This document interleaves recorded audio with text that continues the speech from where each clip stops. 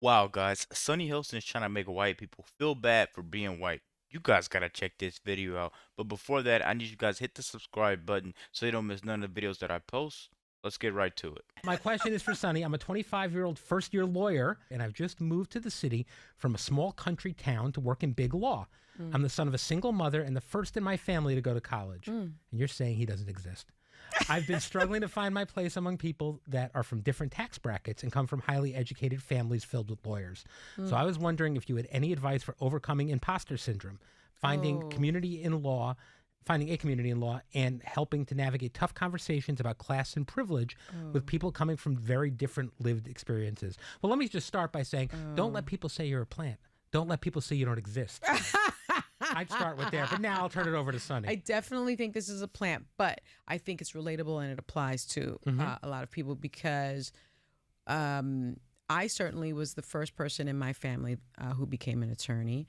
I didn't have, I certainly came from poverty, and I didn't have anyone that socioeconomically reflected, where I came from the Bronx Projects.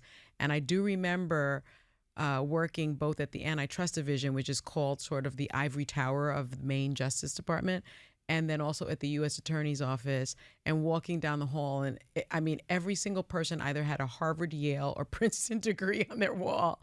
And I felt like a fish out of water. But again, I'm not to be outworked. And Sunny Hostin wants you to believe feeling less confident is more productive. It's cool wherever you came from and you may have grew up hard. But at the same time, you can't sit there and make these white kids feel bad just because they have a little bit more opportunity than you. There's some black kids that have a little bit more opportunity than you. But you only want to point out the white kids that you see the Princeton or the Yale posters. Sunny Hostin is strictly trying to push a motive here. Let's keep going, guys. at the end of the day, those same people would come to me for their trial prep. They wanted me to help them. And so I would just say, your average has to be excellent. You're already excellent because you're a first-year lawyer going into big law. Those are very difficult jobs to get, those law firm jobs. So you're already doing the right thing. But you should never feel like an imposter because you've earned where you are. You deserve to be in those spaces. In terms of getting along with other people, no one has your lived experience. So that means I find that to be my superpower, actually. And I think it's Chaz's superpower as well.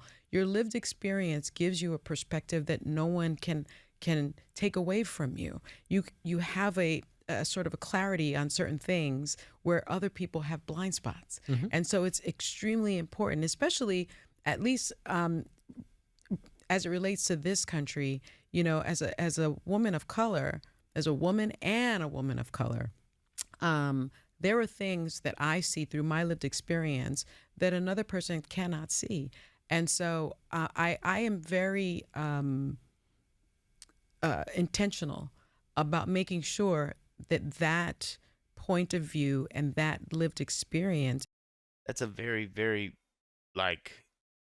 not healthy way to look at things. If you look at things like, oh, I'm supposed to lose, I'm not supposed to get that job. Then when you don't get the job, you don't know what areas you need to improve in, or you lose the game, you don't know what areas you're supposed to improve in. So you never know how to be productive. It's good to criticize yourself, but criticizing yourself for one thing and it being the color of your skin is horrible. I'm telling you guys that this type of rhetoric right here is horrible. Not productive. Let's keep going. Is shared with other people because in this country, I'm forced to know everything about white culture in order to be in the space that I exist in. But other people are not forced to know my lived experience or my culture, mm-hmm. Because it's a white majority country. So it's something that you can really, you're not an imposter. You're actually very special. And I say you use that to your advantage. That's what I've done. I think that's good advice. Yeah. I think that's good. And I think Chaz will, the real person Chaz. All right, switching Australian to politics. Chaz. Call in. Switching to politics. I would like Chaz to call in. Call in, Chaz. Let's hear your voice. I want to hear his voice. That's and right. not your fake Chaz friend. That's not a knife. All right. Switching to politics, we're going into week 3 of Trump's second presidency. Is it just 3 weeks? 3 weeks. And we're seeing him fulfill his campaign promises. President Trump really campaigned on the notion that he would cut government DEI programs. Yeah. And even insinuated that the plane crash in D.C. could have been caused by DEI hires. We talked about this on Friday a little bit, but what do you think people are getting wrong fundamentally about DEI? I hate to even honor his bigotry, actually, with the response. But what I will say about diversity, equity, and inclusion is that if you do not believe in diversity, equity, inclusion, then that must mean that you think that this country is truly a meritocracy and that it is truly inclusive, that it is equitable, and it is and diversity matters, and that there is a level playing field.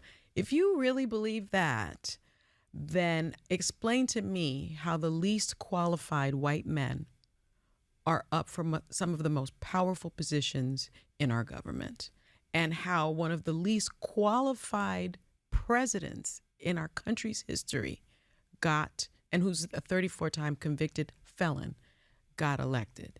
If you believe He got elected because 70 million plus people went out and they voted. We lived for 4 years through the Biden and Kamala administration, and it was horrible. I'm sorry, you always want to talk about what you see and what you feel, but you can't argue. You can't talk about this. You can't get in this conversation with politics. That's why I hate watching The View. You guys really see it on my channel. Sunny Hostin, you have $1 million, man. I'm not gonna lie. So for the people out here that's living in the real world, that have to go out there and take care of their families, buy groceries, you guys know what I'm getting at with that. But come on, man, Sunny Hostin, you're not allowed in this conversation. People went out and voted, and they voted for Trump. It was a huge mandate for change, and we made sure we got it. Let's keep going, guys. that DEI, there's no necessity for DEI, or that DEI, that we've met the criteria, that we've repaired the past ills of this country, right? It's just, I that's my question to those people that say that. And the other thing is, if you believe that DEI inured to the benefit of Black people and brown people, you need to do a little bit of research, because those programs, diversity, equity, and inclusion, which are lofty goals, actually, they're really great, honorable roles, a role to try to get to, a place to try to get to. The people that really benefited from those programs were, by and large, white women. All right. I'm still trying to figure out what inured means, but it's very impressive. That you could do that on the Inured to Inured. benefit. Yes, I did know, actually. Yeah, I'm just inured. teasing. All right. That's an SAT word, isn't it? It is. It's a good one. Another one of his campaign promises was retribution, which is why we saw his administration fire top FBI officials and federal prosecutors who worked on the January 6 cases. Yes. You were a federal prosecutor. Yes, I was. Are you surprised by this? I guess surprised is the wrong word, because he did say... No, because he said he was going to do it. What I am surprised at is that people are surprised that he did it. Like Maya Angelou, when people show you who they are the first time, just believe them. They tell you who they are, just believe them. He said it out loud. He says the quiet parts out loud. And so I am part of the Association of Former Federal Assistant United States Attorneys. And there was just such outrage on the thread and such surprise on the thread. And my input was, but he said he was going to do that. Right. And I think what's unfortunate about it, and what most people don't understand about federal prosecutors, is that while you may be appointed by, let's say, I was appointed during the Clinton administration, you are nonpartisan. Right. It's not a partisan position. It's not a political position at the Justice Department. Some are. Some are, like the actual top U.S. attorney is usually appointed by the president. But the others are just lawyers. It's not, but all of them were coming after Trump, guys. I can't do any more of Sunny Hostin's voice, but it's weird to me that she criticizes Trump while she sleeps with a felon every night. It doesn't make sense with the amount of hypocrisy that goes on with The View.